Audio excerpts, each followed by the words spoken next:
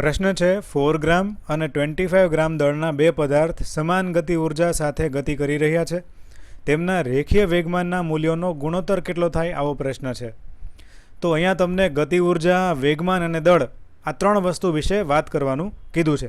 ગતિ ઉર્જાની ફોર્મ્યુલા આપણને ખબર છે. ગતિ ઉર્જા K થશે 1/2 mv². અહીંયા છે દળ, ગતિ ઉર્જા અને વેગમાન.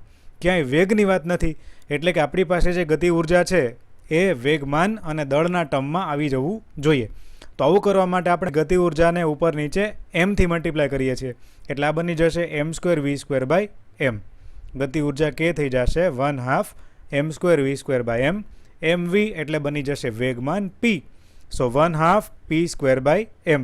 તો ગતિ ઉર્જા બની જશે p²/2m જેટલું. ગતિ ઉર્જા, વેગમાન અને દળ આ ત્રણ વસ્તુ આપણી પાસે છે. તમને કીધું છે કે બંને પદાર્થોની ગતિ ઉર્જા સમાન છે. પહેલાની ગતિ ઉર્જા K1, બીજાની ગતિ ઉર્જા K2. K1 = K2, બંને ગતિ ઉર્જા સમાન. કિંમત મૂકી દઈએ. K1 = p1²/2m1, K2 = p2²/2m2. 2 cut કરી દઈએ. p2² ને નીચે લઈ જાઓ તો p1²/p2² થઈ જશે m1/m2.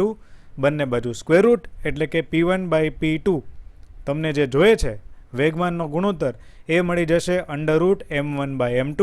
4 અને 25 આપેલા છે, સો 4/25નું વર્ગમૂળ 2/5, એટલે કે વેગમાનનો ગુણોત્તર એ 2:5 જેટલો આપણને મળે.